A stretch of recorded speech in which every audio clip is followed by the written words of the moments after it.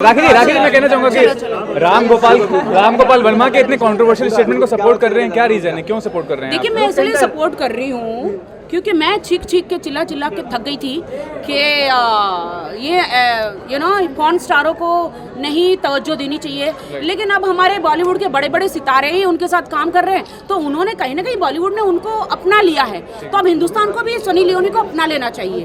Because यहाँ पे सिर्फ एक औरत कब तक चूल्हा चौकी और कब तक रोटियाँ करेगी और कब तक बच्चे पैदा करेगी और बड़े करेगी। तो अब इनसे सनी लियोनी से हर हिंदुस्तान की औरत को कोचिंग क्लासेस लेनी चाहिए, जो राम गोपाल वर्मा जी ने कहा है कि ह्यूमन सॉसेजेस के बारे में। तो आपको भी उनसे सिंपैथी, हमदर्दी है सनी लियोनी का जो पास हिस्ट्री है उसको लेके? नहीं, सिंपैथी क्यों है, उन्होंने अपनी मजबूरी में जो काम किया वो किया। लंदन अमेरिका में तो यही चलता है। और सनी लियोनी को तो मैं सपोर्ट करना चाहूँगी। पहले मैं उनकी फ़ैन नहीं थी, बट अब हो गई हूँ, क्योंकि वो लड़की भी अपना मेहनत करके आई है। अब क्या हमने अलग मेहनत करी, उन्होंने एक अलग मेहनत करी, वो बात अलग है। हम बहुत अलग मेहनत चप्पल घिस के आए मेहनत करके।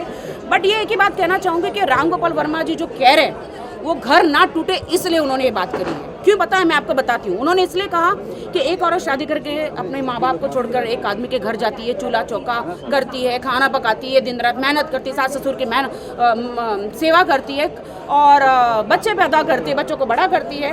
अब पति को संभालती है, पूरा घर संभालती है। अब इसी हालत में उस पति को बाहर एक हॉट सेक्सी मेरे जैसी लड़की गर्लफ्रेंड मिल जाती है, तो वो जो 20-30 साल की सेवा है उसकी वाइफ की, वो भूल जाता है। तो कौन ज़्यादा पावरफुल हुआ? बीवी नहीं हुई, तो वो ग्लैमरस लड़की हुई।